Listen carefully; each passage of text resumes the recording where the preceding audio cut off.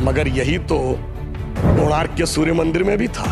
अगर आप देखें तो आंध्र प्रदेश में वेद नारायण मंदिर है, उसमें ही भगवान के चरणों के ऊपर पड़ता। कोल्हापुर में महालक्ष्मी का मंदिर है महाराष्ट्र में, उसमें 3 दिन के लिए एक महीने अक्सर आते हैं तो देवी के मस्तक से लेकर चरणों तक चले जाते हैं। पूछिए साहब, अगर विज्ञान नहीं था तो उस जमाने में इतना सटीक कैलकुलेशन कैसे हुआ?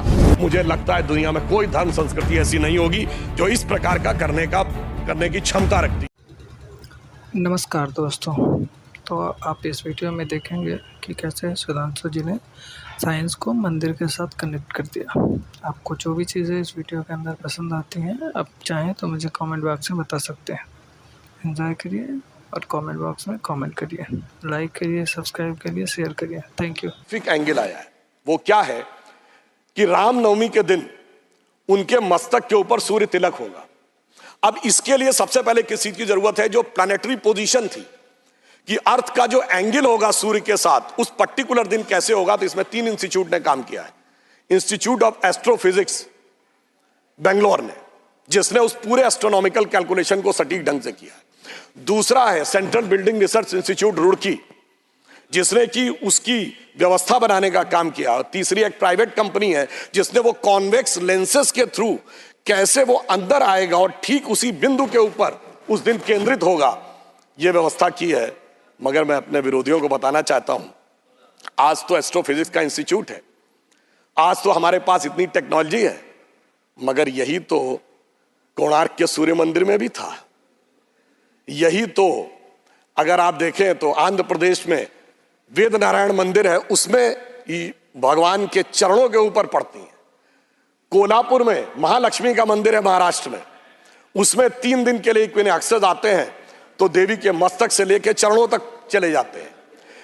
कर्नाटक के श्रृंगेरी में जो मंदिर है उसमें 12 महीनों में अलग अलग सूर्य की गति पड़ती है। पूछिए साहब, अगर विज्ञान नहीं था तो उस जमाने में इतना सटीक कैलकुलेशन कैसे हुआ जो आज इतने बड़े बड़े सैटेलाइट्स के बाद होने की बात आई है। इसलिए मैं कह सकता हूं कि इसके लिए हमें इस विचार पे धर्म और संस्कृति के साथ इस विज्ञान पर भी गर्व करना चाहिए। वैसे मैं एक और बात कहना चाहता हूं,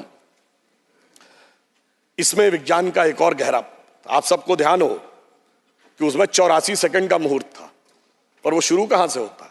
अगर आपने कभी भी उसको सुना हो, लोग को तो क्या कहते हैं, ब्रह्मा आयु द्वितीय परार्धे, द्वितीय परार्ध ब्रह्मा की आयु मतलब 155 ट्रिलियन ईयर्स। वैसे बिग बैंग थ्योरी कहती है कि 14 बिलियन ईयर पहले दुनिया बनी। तो मैं बता देना चाहता हूं कि जेम्स वेब टेलीस्कोप ने जो नई फाइंडिंग की है उसमें बहुत सी गैलेक्सीज ऐसी आई हैं जो 14 बिलियन से आगे की आ रही हैं। तो now that theory has become debatable.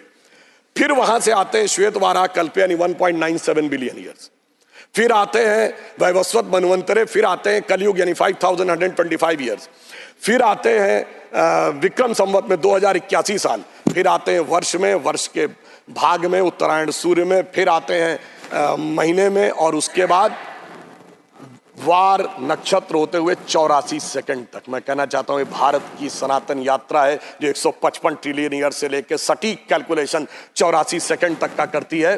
मुझे लगता है दुनिया में कोई धर्म संस्कृति ऐसी नहीं होगी जो इस प्रकार का करने की क्षमता रखती हो, वो सिर्फ हमारे यहाँ।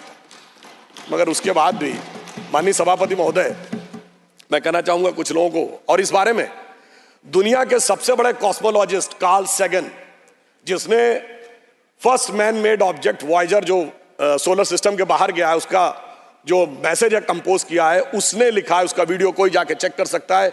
Now only the ancient calculation of Hindus matches with the modern scientific calculation.